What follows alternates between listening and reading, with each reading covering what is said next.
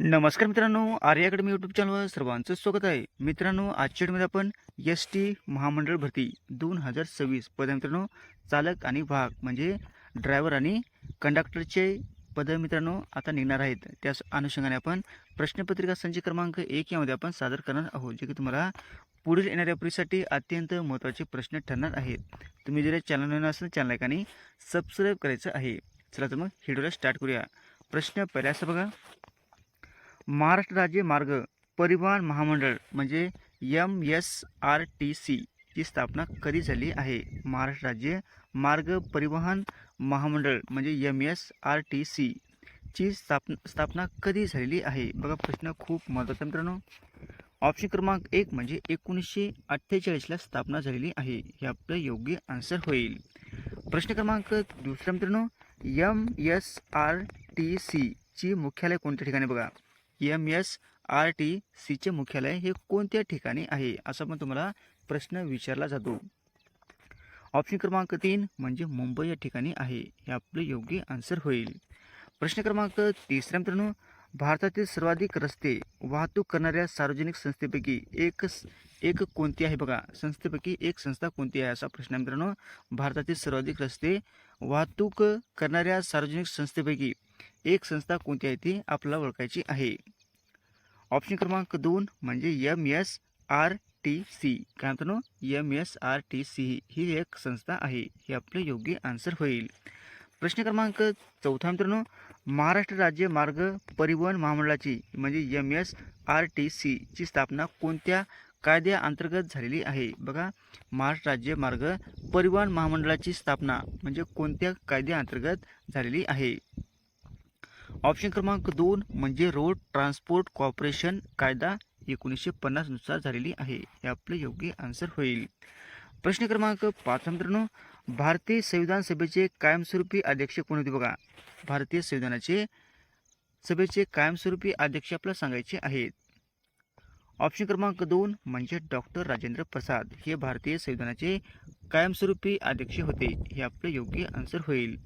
प्रश्न क्रमांक 6 मित्रांनो, हरित क्रांतीशी कोणाचे नाव जोडले आहे? बघा, हरित क्रांतीशी कोणाचे नाव जोडले जाते?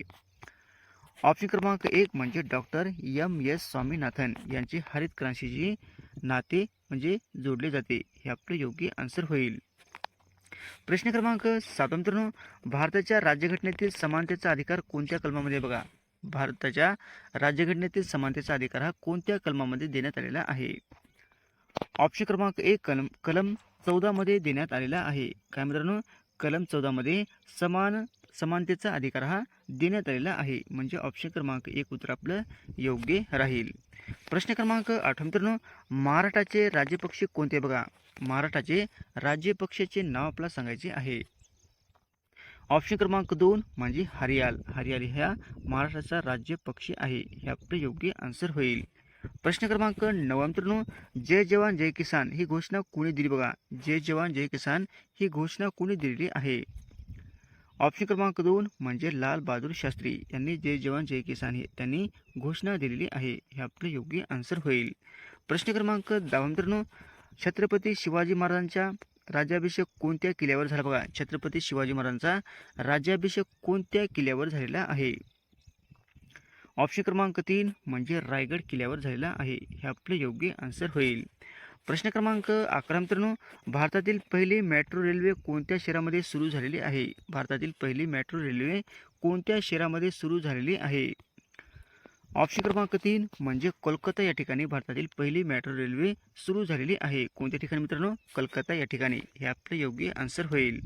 प्रश्न क्रमांक 12 मित्रांनो, संगणकातील CPUचे पूर्ण रूप काय? बघा, संगणकातील CPUचे पूर्ण रूप आपल्याला सांगायचे आहे.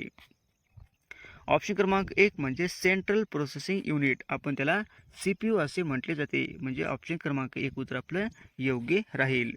प्रश्न क्रमांक 13 मित्रांनो, भारतीय राज्यघटनेचे संरक्षक कोण मानले जाते? बघा, भारतीय राज्यघटनेचे संरक्षक म्हणून कोण मानले जाते? ऑप्शन क्रमांक 3 म्हणजे सर्वोच्च न्यायालय हे मानले जाते. हे आपले योग्य आन्सर होईल. प्रश्न क्रमांक 14 मित्रांनो, महाराष्ट्रातील नांदूर मध्यमेश्वर पक्षी अभयारण्य कोणत्या जिल्ह्यामध्ये आहे? महाराष्ट्रातील नांदूर मधमेश्वर पक्षी अभयारण्य हे कोणत्या जिल्ह्यामध्ये आहे? प्रश्न खूप महत्त्वाचा मित्रांनो. ऑप्शन क्रमांक 1 म्हणजे नाशिक या जिल्ह्यामध्ये आहे. हे आपलं योग्य आन्सर होईल. प्रश्न क्रमांक 15 मित्रांनो, आर्य समाजाची या समाज या संस्थेची स्थापना कोणी केली? बघा, आर्य समाज या संस्थेची स्थापना कोणी केलेली आहे?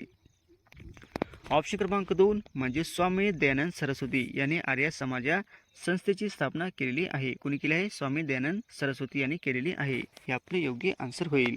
प्रश्न क्रमांक 16 मित्रांनो, सूर्यापासून तिसरा ग्रह कोणता आहे? बघा, सूर्यापासून तिसरा ग्रह हा कोणता आहे? ऑप्शन क्रमांक 3 म्हणजे पृथ्वी. पृथ्वी काय मित्रांनो? सूर्यापासून तिसरा ग्रह आहे. हे आपले योग्य आन्सर होईल. प्रश्न क्रमांक 17 मित्रांनो, महाराष्ट्र दिन कधी साजरा केला जातो? बघा, महाराष्ट्र दिन कधी साजरा केला जातो? ऑप्शन क्रमांक 3 म्हणजे 1 मे या दिवशी महाराष्ट्र दिन साजरा केला जातो. हे आपले योग्य आन्सर होईल.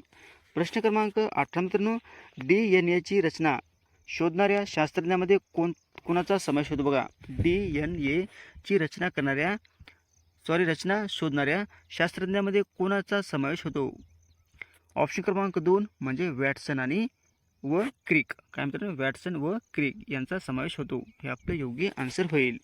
प्रश्न क्रमांक 19 मित्रांनो, महाराष्ट्रातील सर्वाधिक कापूस उत्पादन करणारा विभाग कोणता आहे? बघा, महाराष्ट्रातील सर्वाधिक कापूस उत्पादन करणारा विभागाचे आपल्याला नाव सांगायचे आहे.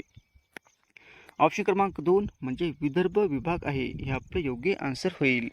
प्रश्न क्रमांक 20 मित्रांनो, महाराष्ट्रातील संत ज्ञानेश्वर महाराजांची समाधी कोणत्या ठिकाणी आहे? महाराष्ट्रातील संत ज्ञानेश्वर महाराजांची समाधी ही कोणत्या ठिकाणी आहे?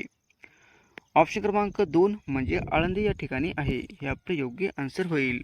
प्रश्न क्रमांक 21 मित्रांनो, महाराष्ट्रातील दूधसागर धबधबा हा कोणत्या जिल्ह्याजवळ आहे? बघा, महाराष्ट्रातील दूधसागर धबधबा हा कोणत्या जिल्ह्याजवळ आहे?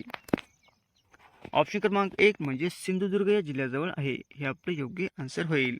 प्रश्न क्रमांक 22 मित्रांनो, पृथ्वी क्षेपणास्त्र कोणत्या प्रकारचे? बघा, पृथ्वी क्षेपणास्त्र हे कोणत्या प्रकारचे क्षेपणास्त्र आहे? ऑप्शन क्रमांक 2 म्हणजे जमिनीवर करणारे हे क्षेपणास्त्र आहे. पृथ्वी हे जमिनीवर करणारे वार करणारे हे शस्त्र आहे. हे आपले योग्य आन्सर होईल. प्रश्न क्रमांक 23 मित्रांनो, महाराष्ट्रातील कापड नगरी म्हणून कोणते शहर ओळखले जाते? बघा, महाराष्ट्रातील कापड नगरी म्हणून कोणते शहर ओळखले जाते? प्रश्न खूप महत्त्वाचा मित्रांनो. ऑप्शन क्रमांक 2 म्हणजे इचलकरंजी हे महाराष्ट्रातील कापड नगरी म्हणून ओळखले जाणारे शहर आहे. कोणतं आहे? इचलकरंजी. हे आपलं योग्य आन्सर होईल. प्रश्न क्रमांक 24 मित्रांनो, भारताचे पोलाद नगरी म्हणून कोणते शहर ओळखले जाते? बघा, भारताचे पोलाद नगरी म्हणून कोणते शहर ओळखले जाते? ऑप्शन क्रमांक 2 म्हणजे जमशेदपूर. काय मित्रांनो? जमशेदपूर हे भारताचे पोलाद नगरी म्हणून शहर ओळखले जाते. हे आपले योग्य आन्सर होईल. प्रश्न क्रमांक 25 मित्रांनो, महाराष्ट्रातील नाणेघाट कोणत्या पर्वतरांगेत आहे? बघा, महाराष्ट्रातील नाणेघाट कोणत्या पर्वतरांगेत आहे? ऑप्शन क्रमांक 2 म्हणजे सह्याद्री पर्वतरांगेत हा नाणेघाट हे पर्वतरांगा आहे. हे आपले योग्य आन्सर होईल. प्रश्न क्रमांक 26 मित्रांनो, पाण्याचे रासायनिक सूत्र कोणते? बघा, पाण्याचे रासायनिक सूत्र आपल्याला सांगायचे आहे. ऑप्शन क्रमांक 2 म्हणजे H2O हे काय आहे? पाण्याचे रासायनिक सूत्र आहे. हे आपले योग्य आन्सर होईल. प्रश्न क्रमांक 27 मित्रांनो, भारतीय संविधानाची प्रस्तावना कोणत्या देशाच्या संविधानापासून प्रेरित आहे? बघा, भारतीय संविधानाची प्रस्तावना कोणत्या देशाच्या संविधानापासून प्रेरित आहे? ऑप्शन क्रमांक 2 म्हणजे फ्रान्स. हे आपले योग्य आन्सर होईल. प्रश्न क्रमांक 28 मित्रांनो, भारतात GST लागू कधी झाला? बघा, भारतामध्ये GST लागू कधी झालेला आहे? ऑप्शन क्रमांक 2 म्हणजे 1 जुलै 2017ला हा भारतामध्ये GST लागू झालेला आहे. कधी झालेला आहे GST लागू? 1 जुलै 2017ला हा लागू झालेला आहे. हे आपले योग्य आन्सर होईल. प्रश्न क्रमांक 29 मित्रांनो, भारतीय संविधानाचे हृदय आणि आत्मा कोणत्या कलमाला म्हटले जाते? बघा, भारतीय संविधानाचे हृदय आणि आत्मा कोणत्या कलमाला म्हटले जाते? प्रश्न हा पण खूप महत्त्वाचा आहे. ऑप्शन क्रमांक 3 कलम 32. काय मित्रांनो? ऑप्शन क्रमांक 3 म्हणजे कलम 32 हे भारताचे संविधानाचे आत्मा म्हणजे हृदय किंवा आत्मा असे म्हटले जाते. हे आपले योग्य आन्सर होईल. प्रश्न क्रमांक 30 मित्रांनो, भारत छोडो आंदोलन कोणत्या वर्षी सुरू झाले? बघा, भारत छोडो आंदोलन हे कोणत्या वर्षी सुरू झालेले आंदोलन आहे? ऑप्शन क्रमांक 3 म्हणजे 1942ला भारत छोडो आंदोलन हे सुरू झालेले आहे. हे आपले योग्य आन्सर होईल. प्रश्न क्रमांक 31 मित्रांनो, महाराष्ट्रातील कास पठार कोणत्या जिल्ह्यात आहे बघा. महाराष्ट्रातील कास पठार हे कोणत्या जिल्ह्यामध्ये आहे. ऑप्शन क्रमांक 1 म्हणजे सातारा या जिल्ह्यामध्ये कास पठार हे आहे. हे आपले योग्य आन्सर होईल.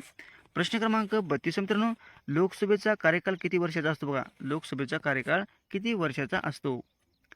ऑप्शन क्रमांक 2 म्हणजे 5 वर्षाचा हा लोकसभेचा कार्यकाल असतो. हे आपले योग्य आन्सर होईल. प्रश्न क्रमांक 33 मित्रांनो, महाराष्ट्रातील एलोरा लेणी कोणत्या जिल्ह्यात आहे बघा. महाराष्ट्रातील एलोरा लेणी हे कोणत्या जिल्ह्यामध्ये आहे. ऑप्शन क्रमांक 2 म्हणजे औरंगाबाद आणि सध्याचं छत्रपती संभाजीनगर या ठिकाणी एलोरा लेण्या आहेत. हे आपलं योग्य आन्सर होईल. प्रश्न क्रमांक 34 मित्रांनो, भारताच्या राष्ट्रीय मानवाधिकार आयोगाची स्थापना कोणत्या वर्षी झाली आहे बघा. भारताच्या राष्ट्रीय मानवाधिकार आयोगाची स्थापना ही कोणत्या वर्षी झालेली आहे. ऑप्शन क्रमांक 2 म्हणजे 1993ला हा राष्ट्रीय मानव अधिकाराची स्थापना झालेली आहे. म्हणजे भारताच्या राष्ट्रीय मानव अधिकार आयोगाची स्थापना म्हणजे 1993ला झालेली आहे. हे आपले योग्य आन्सर होईल. प्रश्न क्रमांक 35 मित्रांनो, खालपैकी कोणता धातू सामान्य तापमानाला द्रवरूपात असतो बघा. खालपैकी कोणता धातू सामान्य तापमानाला द्रवरूपात असतो. ऑप्शन क्रमांक 2 म्हणजे पारा. काय मित्रांनो, पारा. हे आपले योग्य आन्सर होईल.